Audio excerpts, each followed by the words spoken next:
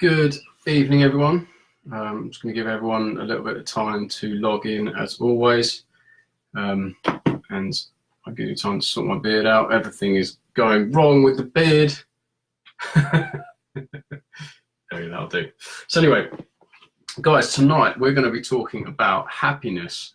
And first things first, I apologise for the mess behind me.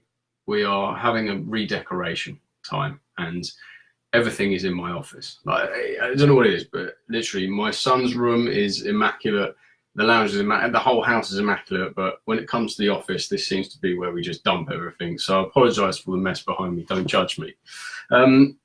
So tonight we're going to be talking a little bit about happiness and what is it? How can we have more of it? Is it even real? You know, and before we go into that, I do want to say to you, these are my experiences, these are my thoughts, these are things that I found to be true. And certainly when I talk to people that kind of have the same sort of mindset and viewpoints as me, we kind of come to the same conclusions about happiness. And so I just thought, you know what, a bit of a different video, let's just show up and kind of just explore the idea of happiness and what it is and how can we have more of it, you know, and that kind of stuff. So first off, for those of you that don't know me, the guys that are new to the group, my name's Sam Wild. I'm a coach and I help people with their mindset. I help people be happy, funnily enough, which is what we're going to be talking about, obviously. So this week I have got back into my running, and since I think my son was born 19 months ago, this week I've been doing my first 5-kilometer runs, which is about 3.2 miles. So it's not mega distances, but it's enough for someone who absolutely doesn't enjoy running. And if I'm really honest with you, I just hate running. I'm a short distance runner. I've always been a sprinter. So long distance for me, or kind of short to medium distance, really, 5K it just sucks. So, but you know, I had this real kind of inspirational thought and just this feeling that I wanted to get back into running again. And I'm really, really glad I have, and I'll share that with you in a minute. But a couple of insights I've had this week. I posted a couple of videos about it on my coaching page, my coaching Facebook page, which is just Sam Wild Coaching as a page. And basically, I used to be able to do 5K quite happily in 20 minutes, give or take a minute either side. And my first run was actually just under 5K, and it took me 30 minutes, which for me is a really long time. And I wasn't judging myself for it. I wasn't kind of, oh my God, I can't, you know, it's taken me way longer than it should, because I was fully aware that I haven't done it for a long time, so I expected it. But it didn't stop those nagging thoughts saying, Sam, you should be better. You used to be able to do faster. Why can't you do faster? Why are you finding this so hard? And it was just really interesting to me that actually, from going what I thought was my worst run ever, actually turned out to be my best, because I could then question all of those judgments on myself and turn them around into something more positive or something more meaningful or useful, rather than just being a liability. So, sorry guys, someone's calling me. Cheers for that, Stuart. So someone was calling me through Facebook. I think they're probably having a glass of wine. They pressed the wrong button, and it's someone who's watching as well. Go figure. So yeah, so I was running along, and it was, Sam, you should be able to go faster. Why can't you do quicker than this? Why is it hurting so much? Just stop and have a stretch, give up and chill out and that kind of stuff. But in the past, I may well have listened to those thoughts. But what I got the opportunity to do this time, as I'm going back into it, was question it, to turn those judgments of not being quick enough, should be better, into more helpful questions. Like, so an example could have been, and I'm ad-libbing, I haven't really thought about this, so bear with me. So Sam, you should be able to go faster, was, how fast can I go right now? What's my fastest right now? What is my best right now? And actually, you know what? I was doing my best right now, and that's okay. And so it actually allowed me then, the running became really helpful, it became almost a coach, because then I could ask questions based on those judgments. And that was really, really useful to me. So hi guys, welcome aboard for those that have joined. Feel free to ask any questions and just get involved as much or as little as you like. Sit back, relax, and just chill out for the next 10, 15, 20 minutes, however long it is. It shouldn't be too much of a long video tonight, because this subject, although it's massive, I'm only going to share a couple of little things with you that might help you with insights. Hi, Joanne. Lovely to have you on board. So So guys, one thing I would say before I start talking about happiness is I was speaking to or having a conversation with a Buddhist monk, and I know those of you that have heard this before, well, obviously some of you have heard this before, so just bear with me. I was having a conversation with the monk, and I was talking about nirvana, and nirvana is obviously what Buddhists believe to be that place of enlightenment, that place of that kind of ending that we're all looking for, basically, is the easiest way I can describe it. And I said to him, so what is nirvana? Because surely when you reach nirvana, nothing matters. You're happy, you're content, and there's no suffering, there's no struggling. And that's what I always believed nirvana to be. And he said, interestingly, that us Westerners have got that completely wrong. And that's actually kind of part of the reason why I'm doing tonight's live. And what he suggested to me all that time ago was that nirvana is when you have full acceptance of everything going on around you, whether you see that as good, bad, positive, negative, whatever, but you can still take responsibility for your own happiness. And that to me was groundbreaking. And that's what kind of led me on to then, having coaching, going on to be a coach, so on and so forth, or partly the reason, because it blew my mind that actually we can be happy no matter what. And there's a very good reason when we're trying to be happy that we end up not being happy. And that's what I want to talk about tonight. So it's more about why aren't we happy than how can we be more happy, which is actually, for me, more useful. So what is happiness? Well, for me, and again, these are just my views, guys. These are my experiences based on kind of going through periods of deep depression, anxiety, not feeling good enough about myself, to kind of where I am now, to feeling a lot better and having more helpful thinking. So for me, happiness is a state of mind. It's not a feeling. The reason I say that is because when we feel happy, what that is to me is it's just that feeling of pleasure. So things outside of ourselves, like, when I bought my new car, that brought me endless pleasure, and it still does. I can say it makes me happy. Of course it does. I get in it and I light up and I turn the exhaust, I turn the key and the exhaust growls up, and it makes me so happy. It makes me smart. It makes me laugh sometimes. But that is pleasure. For me, that's pleasure. That's not happiness. We can call it fleeting happiness, fine, if that's what you call it. But for me, that is pleasure. True happiness comes from a state of mind. And that only happens when we take absolute responsibility for ourselves, no matter what's going on around us. And I'll go into that a little bit more in a minute, basically. So as a coach, people come to me essentially to create more happiness, right? So they don't ask me for that. They're not saying, Sam, I want to be more happy. But someone who still has a coach and has hours and hours, probably hundreds of hours and thousands of hours of coaching now, self-development work, personal development work. One thing I know to be true is that people come to you for very reasons, those the which they think they do. So a lot of the time people are coming to me to be happy, or what they perceive as happy. And the things that I've found that help the most, and I'm going to go through a few points, and I'm going to give you some top tips at the end to create a bit more happiness in your life. The single things were to know that we are not our thinking. And those of you that know me and listened to my lives before have heard me bang on about this loads of times. We are not our thinking. We are the creators of our thinking. And most often than not, the creators of our thinking subconsciously. We don't deliberately create our thinking. That comes through conditioning, through things we've learned, through beliefs, through religion, through things our parents have taught us, all that kind of stuff. So if we are basing our happiness on our thinking, then we're kind of screwed, because it's going to come and go. And we're going to think, oh yeah, I've got it now. And then you kind of haven't. And that sucks, because you feel out of control. Thoughts create feelings.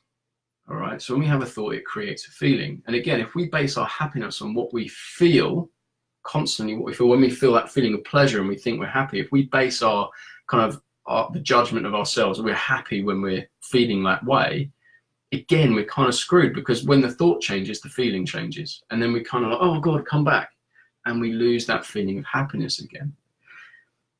So for me, happiness comes from the absolute acceptance of reality, without exception. So the thinking creates a story, and that is not reality. That is just a story, it's a fiction. The reality is what's actually happening. That is the reality. And the suffering comes from us. We stop being happy when we're trying to change reality. Yes, sure, reality can feel uncomfortable. It can feel stressful. It can make us feel sometimes like we're not good enough. but it's the thoughts around it that are creating those feelings, not the reality itself. So just have a ponder on that for a bit, that when we want something different from reality, that is when we become unhappy. And kind of let me just talk through these things. And if it doesn't sit with you, don't worry. All right. I'll be doing tons of these lives. So just show up and let things sit with you. For those of you that watch these and coach with me already, know how true that is, that you can't learn this stuff. You just got to hear it and keep hearing it until it sits with you, and then you create insight. So how can we then, the next point for me is, how can we be happy? All right. So again, for those of you that know me, and it's just my thoughts, that I've been in a place where I've had severe anxiety, severe depression, and again, I've shared with you so many times already the feelings of nervousness for me, feelings of not being good enough, inadequacy, lack of confidence was another one. And when I look back, the things that made me, or my mindset, the mindset that I had that made me the least happy, was when I was looking to blame what was going on and happening to me. I felt things were happening to me. So when I was told, obviously, couldn't have children or had infertility issues, I thought that was happening to me. And that led me to then have thoughts of, I'm not good enough, I'm not a real man. And that created real deep unhappiness, right? So bear with me. It wasn't until I learned to take absolute responsibility for myself that my life changed. And what that really looked like for me was to not be in the universe's business for a start, because I couldn't control having had the mumps when I was a kid that caused the infertility. I didn't do that deliberately, that wasn't my fault. And so when you're in the universe's business and way out of your own business, that stops you being happy. So all I could do was take absolute responsibility for myself and ask questions based on my own thinking, or just sit with it, to just know that I'm already okay, but things just didn't turn out the way that I thought they would. I was making assumptions. So again, it's kind of taking responsibility and accepting the reality that you're in, to know that it's okay, to know that you're already okay, but you're just wanting something different from what is already real. And that is what leads us to be really unhappy. So point number one is take responsibility for how you feel and who you are. Take absolute responsibility and ownership of your thoughts. Ask questions on your thoughts. That's going to come up again in a minute. So questions that I could have asked myself, and I remember asking myself really importantly, was when I was feeling unhappy, was, okay, so how can I be happy right now? No matter how much shit I'm going through right now, how can I be happy? How can I create feelings of happiness? Well, one of them was to just accept what was going on and stop blaming myself, because I didn't have control over it. And that did create feelings of happiness for me. I could create feelings of just calm, just slowing things down and relaxing a little bit. Another question was, what can I learn from this situation? And what I could learn was actually, I suffered far less. I had so much more happiness in myself when I stopped blaming everybody. I stopped blaming the universe. I stopped blaming other people. And I just showed up to it.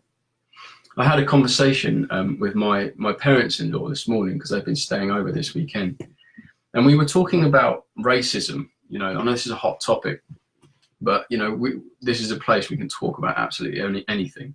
So we're talking about racism and being offended as well. That was another one for me. And what my mother and father-in-law were saying was that, we have to be very careful what we say, not to offend people. And I challenged that, and I said, there's no such thing. You cannot offend somebody from words. You cannot offend somebody. And I think they were a bit taken aback. And I said, let me explain. Because for me, words, they don't have an offense until we take offense. We choose to take offense. And so if you take absolute responsibility for yourself and someone calls you a name or calls you something, it's up to you what you do with that information. It's up to you to do what you do without judgment. That's entirely up to you. So what I mean by that is taking absolute responsibility for the self. How can I be happy in this situation? Well, I don't have to take offense to that. That's just their words. That's their assumptions. That's their life experience. That's not mine. It's not my problem. And so again, that is taking responsibility and not blaming, and that creates happiness. The other thing for me was, do I even need to be happy? You know, because my idea of happiness used to be this kind of feeling, yeah, I'm happy, I'm good. That was just feelings of excitement and pleasure. That's not real happiness. So right now, do I even need to be happy? What even is happy? And again, for me, it's an acceptance of everything that is already happening. And again, that just allows you to just sit with it, to fully accept it and invite it in rather than fighting it. And that in itself can just create that element of peace. And from that place, then you can start asking some questions. My wife offends me all the time. Just her face does that. Well, Joe, I think you got some communication issues going on there, man. Maybe talk to her. And don't invite her in and let her see that comment, because that'll be an interesting experience. So guys, the other thing I would say is stay in your own business. Take responsibility for your own thinking. When you're looking at blaming the universe or blaming somebody else for making you feel a certain way, that is going to lead you to feeling stressed, and that is going to cause unhappiness. The other thing I would say to you is, we're going to come onto it again a little bit more in a minute on my top tips, is what would it look like? What would any situation, what would your life look like right now if you knew that you were already happy, but it was just thinking that was stopping you feeling it or stopping you seeing the truth?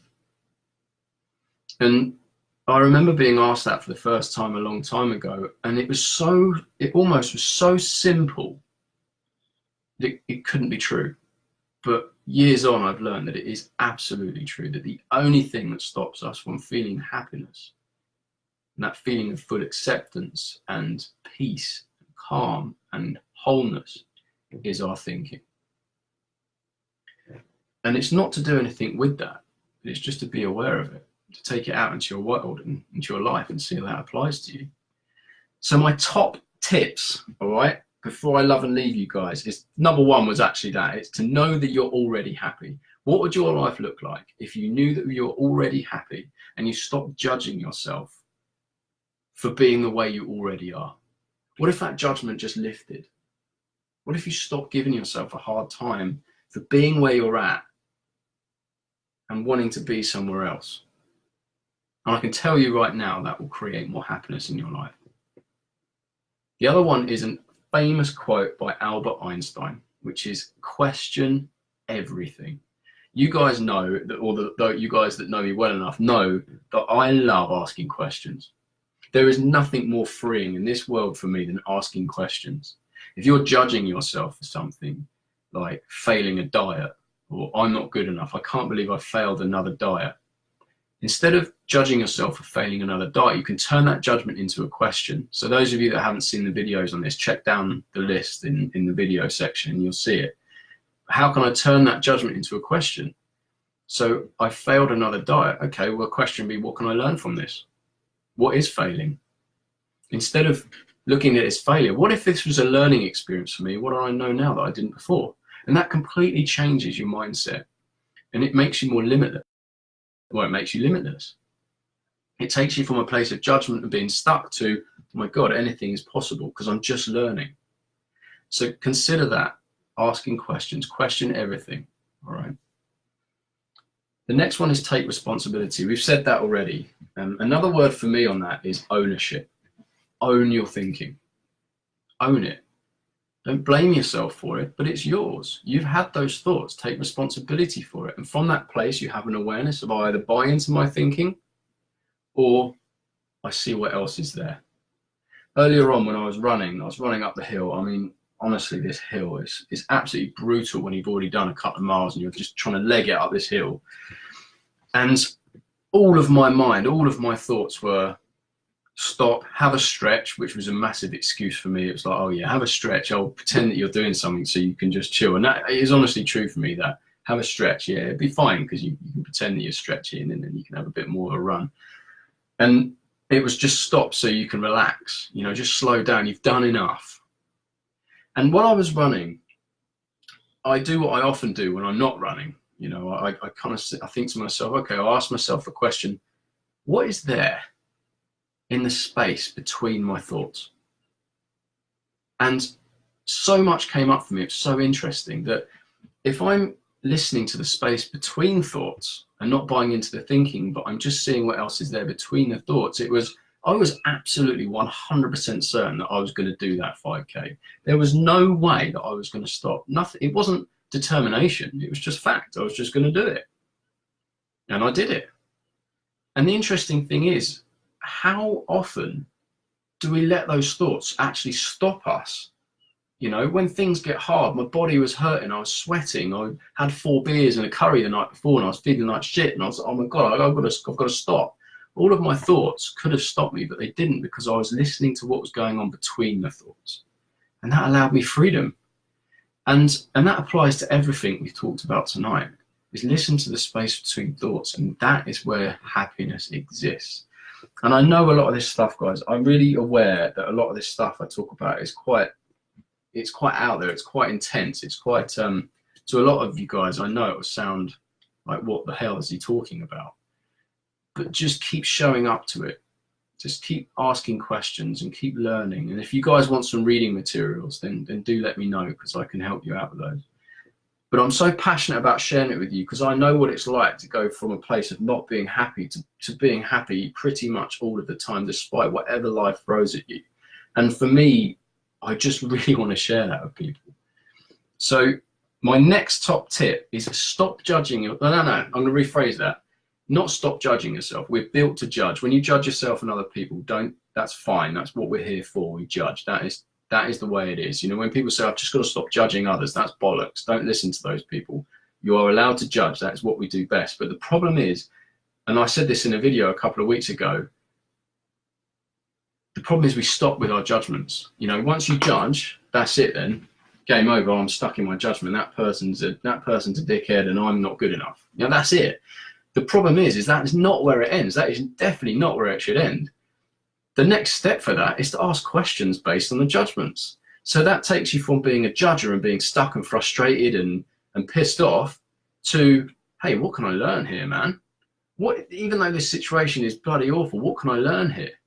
I remember going through those feelings of, when I was going through the infertility stuff and in IVF and that kind of stuff, all the treatments we were going through, and it's horrendous at the time.